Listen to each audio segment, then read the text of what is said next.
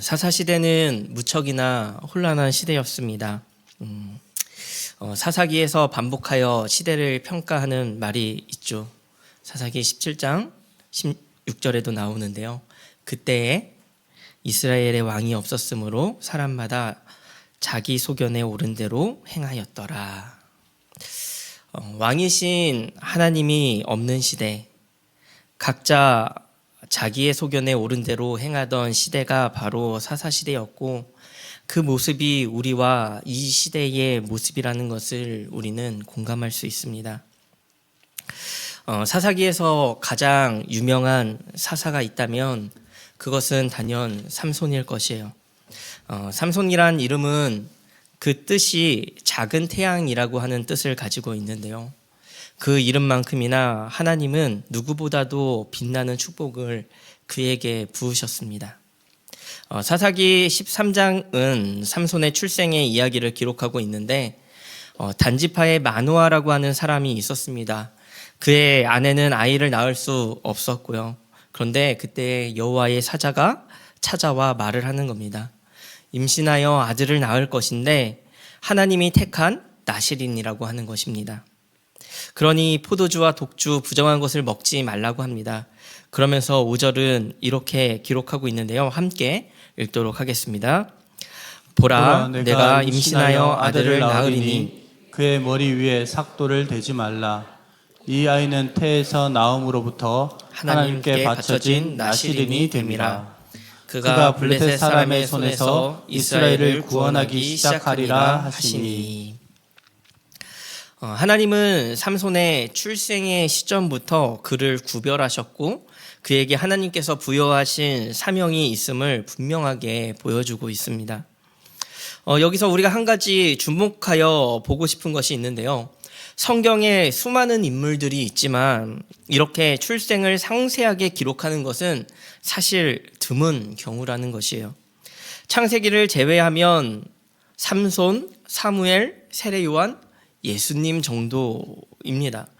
누군가의 출생을 상세하게 다루는 것은요, 성경에서도 매우 특별한 일이라는 것이죠. 삼손의 경우 분명 특별한 사람이었습니다. 그는 어떤 영화의 주인공같이 마치 히어로와 같은 존재였습니다. 영웅이었어요. 하나님도 그를 집중해 보셨음을 성경이 이렇게 보여주고 있는 것이죠. 삼손의 이야기는 그의 출생이 기록된 사사기 13장부터 16장까지 무려 4장에 달하는 분량으로 기록하신 것이 또한 그 증거입니다. 분량이 많은 만큼 성경에는요, 출생부터 여러 가지 삼손의 이야기들이 기록되어져 있는데, 그 이야기를 보면 분명 삼손에게는 특별한 능력을 허락하셨고, 그 특별한 능력만큼이나 하나님께서 특별한 기대감이 삼손에게 있었음을 분명하게 보여줍니다. 요즘 저희 딸아이가 성경 퀴즈에 재미가 들려 있는데요. 저에게 이런 퀴즈를 낸 적이 있거든요. 이렇게 말을 합니다. 나는 힘이 세요. 나는 드릴라라는 아내가 있어요. 누구입니까? 네, 삼손이죠. 성경 동화를 통해서 삼손의 이야기를 들은 것이지만 어린아이의 눈에도 삼손은 그 누구보다 특별해 보인다는 것입니다. 지금까지 사사시대의 사사들의 업적들이요, 사실 굉장히 대단했습니다. 예를 들어 기드온이라고 하면 기드온과 300용사는요 미디안 군사 13만 5천 명을 이겼습니다. 무찌른 적의 숫자로 단순 비교를 하자면 기드온이 삼손보다 훨씬 큰 일을 한 것이죠. 하지만 어째서인지 우리는 삼손을 더 특별하다고 생각합니다. 왜일까요? 삼손이 슈퍼맨처럼 초월적인 힘을 가지고 있어서일까요? 삼손은 자신의 파괴력, 자신이 가지고 있는 어떠한 괴력이 특별하다고 아마도 생각했을지 모릅니다. 우리 역시나 삼손의 엄청난 힘이요, 특별하다고 생각을 하는 경향도 있습니다. 그러나 성경은 삼손의 힘이 삼손의 것이 아니라고 계속해서 이야기를 합니다. 삼손의 힘이 세긴 하지만 매 순간 괴력을 갖고 있는 것은 아니었습니다. 여호와의 신이 임할 때 그는 힘을 쓰고 여호와의 신이 임하지 않는다면 한낱 연약한 사람일 뿐이었어요. 성경은 삼손이 가지고 있는 특별함의 비밀은 힘이 아니라고 분명하게 우리에게 알려주는 것이죠. 그러면 삼손을 향한 진짜 특별함은 무엇이었을까요? 그것은 간절한 기대와 소망이었습니다. 사랑하는 성도 여러분, 특별한 능력이 특별함을 만드는 것이 아니라 간절한 기대감이 특별함을 만든다는 것을 이해하십니까? 우리는 그것을 수없이 경험합니다. 최근에 무쇠 소녀단이라는 예능 프로그램이 있었는데요.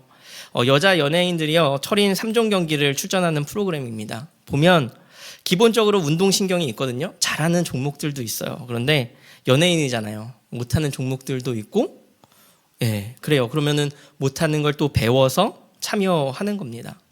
얼마나 힘들까요? 할 수 없는 것을 도전하는 것이니 굉장히 힘들 겁니다.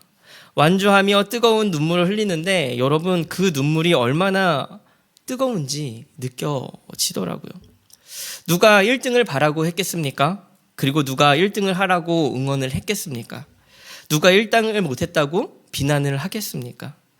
하지만 참여하는 사람이나 보고 응원하는 사람이나 그 사람을 향한 간절한 마음이 그들을 주목하게 하는 것이죠. 등수가 아니라 도전 자체가 대단한 것이라고, 박수 받을 만한 것이라고 이야기하는 것이에요. 인생에서 결코 지울 수 없는 특별한 경험이 있죠. 그것은 아마도 여러 가지가 있겠지만 출산일 것이에요. 그런데 아무리 출산의 감격이 크다지만요, 미숙아로 태어난 아이가 있는데 인큐베이터에서 4달 동안 잘 자라서 건강하게 인큐베이터에서 나오는 그 순간, 그것이요, 출산보다 감격이 덜하다고 할 수 있겠습니까? 훨씬 더 특별한 일이지 않을까요? 사랑하는 성도 여러분, 여기 삼손이 있습니다. 수많은 사람들이 하나님의 부르심을 받았지만요, 그 누구보다 삼손이 특별했던 이유는요, 그의 힘 때문이 아니었습니다. 그의 능력 때문이 아니었어요. 그의 머리카락 때문이 아니었습니다. 하나님의 간절한 마음, 하나님의 간절한 소망, 그의 인생을 향한 하나님의 눈물의 외침이 그를 특별하게 하는 것이에요. 하나님의 그 마음이 성경을 통해 우리에게도 전해지는 것입니다. 그를 특별하게 만드는 것은 삼손을 향한 간절한 기대와 소망이 연결되어 있다는 것이에요. 그의 삶을 바라보면 그를 향한 응원과 뜨거운 마음과 바람이, 그 소망이 그의 삶을 향해서 저절로 외쳐지게 된다는 것입니다. 그러나 그의 삶이 어떻습니까? 그의 삶이 어떻습니까?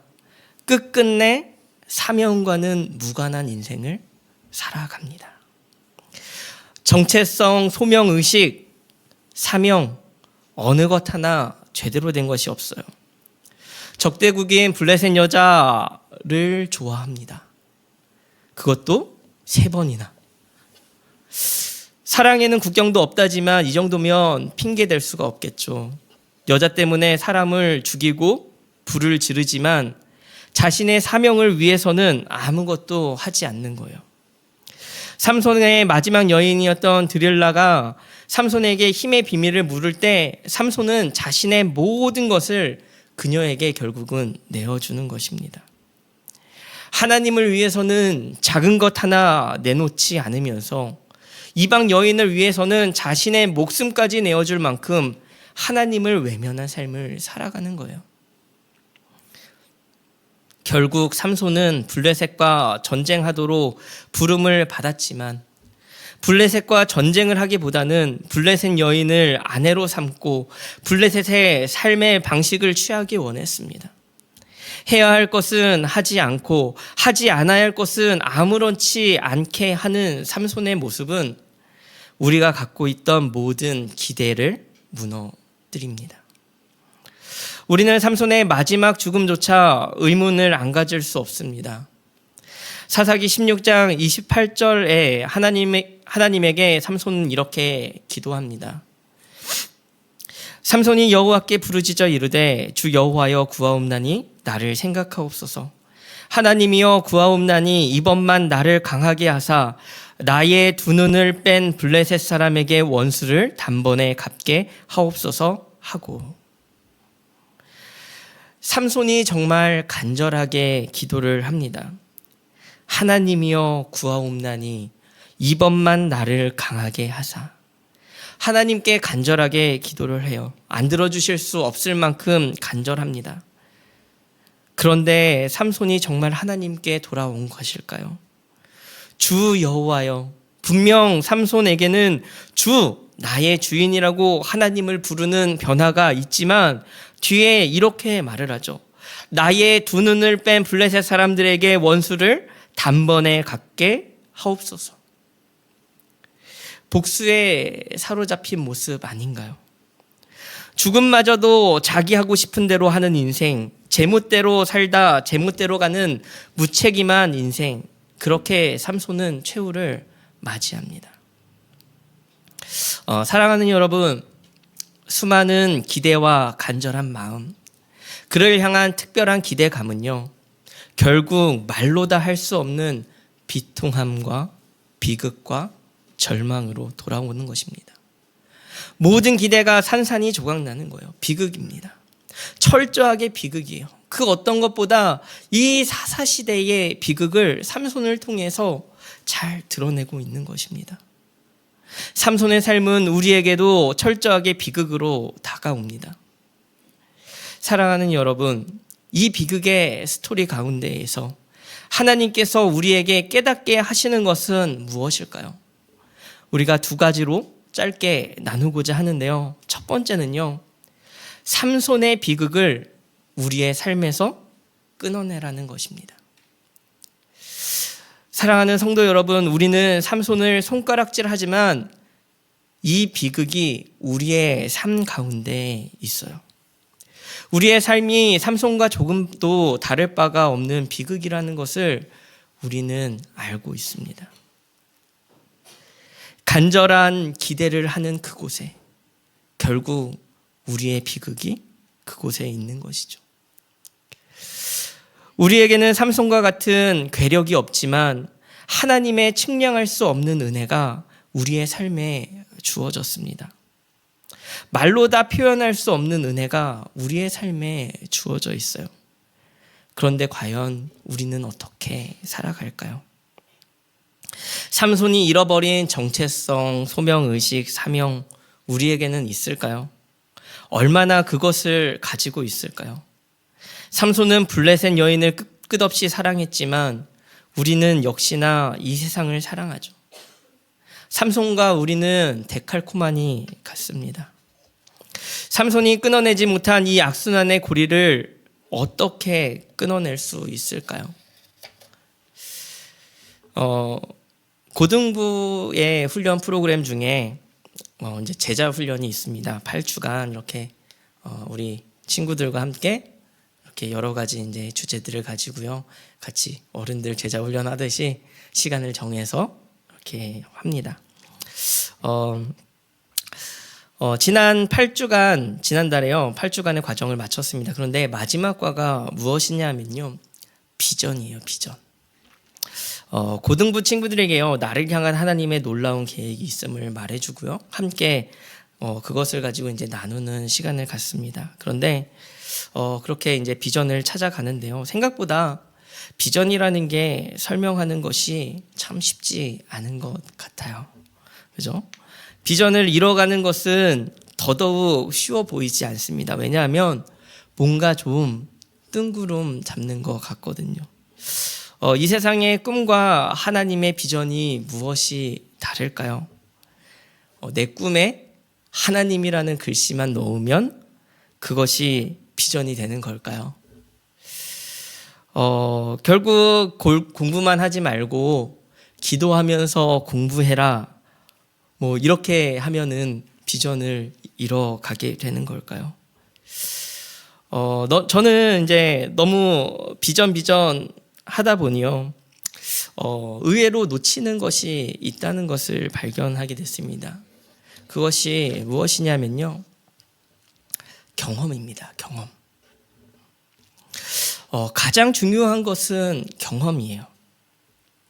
비전의 시작은 오늘 나의 자리에서 시작하는 것입니다. 내가 오늘 하나님이 주신 비전을 붙들고 나의 자리에서 살아내는 것으로 시작을 하는 겁니다.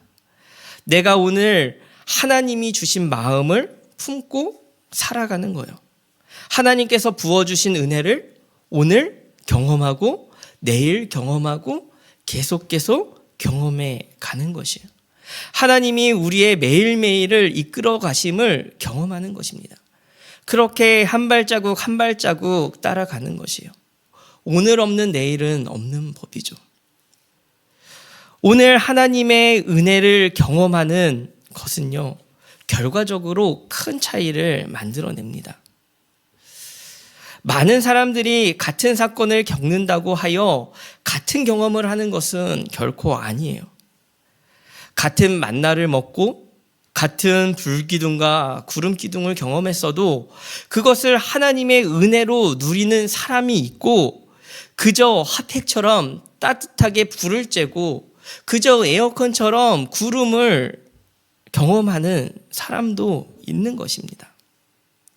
삼손을 보십시오. 하나님의 은혜를 경험했습니까? 경험했지만 경험하지 않았습니다. 삼손이 여호와의 신에 감동되어 수많은 블레셋 사람을 죽였어도 그 경험을 하나님의 은혜로 여기지 않았습니다. 하나님의 신에 감동되어 블레셋을 강한 힘으로 물리쳤지만, 1000명, 2000명 물리치지만 블레셋을 치는 그의 사명의 자리에서 여호와의 능력이 임한다는 것을 그는 끝끝내 깨닫지 못했어요. 그저 자신에게 주어진 힘은 자신의 복수를 위한 것이었다는 거예요. 내가 누려야 할 은혜를 비극으로 바꾸었으니 그의 삶은 계속해서 비극을 향해 가는 것이에요. 여러분, 이 시대에 빛으로 빛나는 삶을 살아가기를 원하십니까? 그렇다면 오늘 나에게 주시는 하나님의 은혜를 은혜로서 경험하는 우리 모든 성도님들이 되시기를 간절히 소망합니다. 하나님께서 우리에게 부여하신 정체성은 멀리 떨어져 있는 것이 아니라, 저 하늘에 있는 것이 아니라 오늘 우리가 서 있는 그 자리입니다. 하나님이 우리에게 부여하신 소명은 우리가 오늘 반드시 지켜내야 하는 자리예요.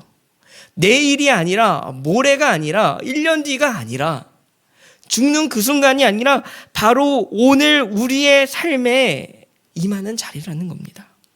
하나님은 오늘 우리의 삶의 자리에서 함께 하실 거예요.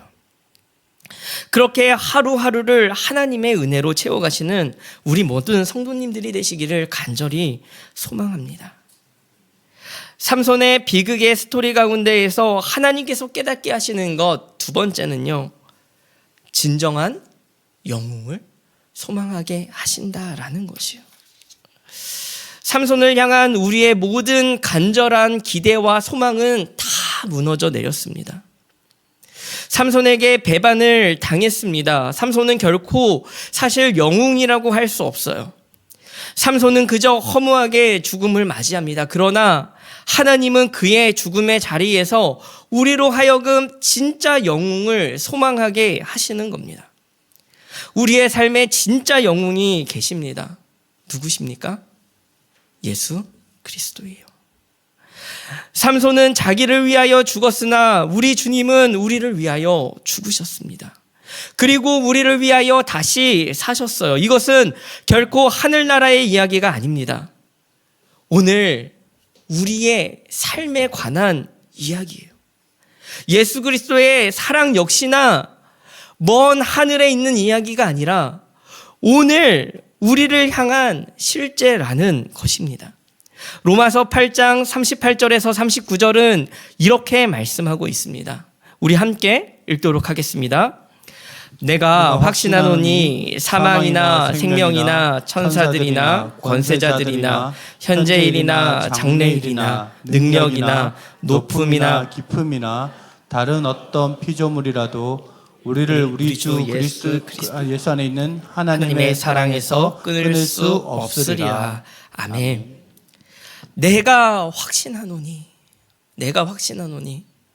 막연한 사랑이 아닙니다. 어떤 뜬구름 잡는 소리가 아니라는 것이요.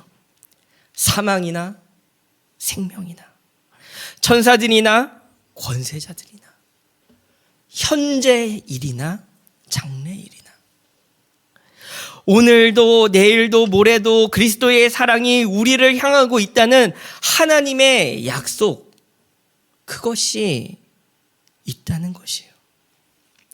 우리 주 그리스도 예수 안에 있는 하나님의 사랑에서 끊을 수 없다.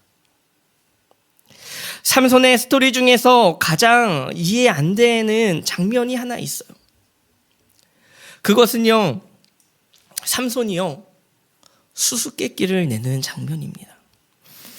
죽은 사자에게서 꿀이 나온 것이 뭐가 그리 대단한 것이기에 수수께끼까지 내고 그럽니까? 이것을 여러 가지로 해석하기도 하지만요. 그러나 삼손의 수수께끼를 사사기 14장 18절에서 블레셋 사람들이요, 그것을 이렇게 삼손에게 풀어냅니다. 무엇이 꿀보다 달겠으며 무엇이 사자보다 강하겠느냐. 그런데요, 곰곰이 잘 생각해 보면요, 꿀보다 더 달고 사자보다 더 강한 것이 있어요. 무엇일까요? 그것은 사랑이에요. 삼손이 냈던 말도 안 되는 수수께끼에서조차 예수 그리스도의 사랑이 조금이나마 이렇게 우리의 삶 가운데도 여전히 비춰지고 있는 것을 볼 수가 있습니다. 사랑하는 성도 여러분, 말씀을 맺으려고 합니다. 삼손은 실패한 영웅입니다. 어떤 우리의 간절한 기대가 있지만 결국은 그 실패가 비극으로 끝나듯 삼손 역시나 실패한 영웅으로 그의 삶은 비극으로 끝을 맺습니다. 그의 삶에서 아무렇지 않게 버려진 은혜들은 결국 그의 삶의 끝을 비극으로 장식하게 했습니다. 하지만 끔찍한 비극의 자리에서 하나님은 예수 그리스도의 사랑을 우리에게 보여주십니다. 오늘이라는 시간조차 예수 그리스도의 사랑을 끊을 수 없는 우리의 삶임을 우리에게 다시금 기억하게 하시는 거예요. 예수 그리스도의 사랑이 오늘도 우리에게 있기에, 그렇기에 하나님의 그 은혜가 오늘도 여전히 우리에게 살아 숨쉬고 있는 것이에요. 오늘 예수 그리스도의 사랑이 우리에게 있기를 간절히 소망합니다. 그래서 오늘 우리가 경험하는 모든 자리에서 그 사랑을 우리의 삶의 가장 중심에 놓고 그 사랑을 품고 살아가는, 그래서 우리가 경험하는 모든 것이 정말 그냥 지나쳐가는 것이 아니라 진정 우리에게 다가오는 하루하루의 모든 순간들이 하나님의 은혜임을 고백하며 그것이 하나님의 은혜를 하나님의 은혜로 여기며 그렇게 살아갈 수 있는 우리 모두가 되기를 간절히 소망합니다.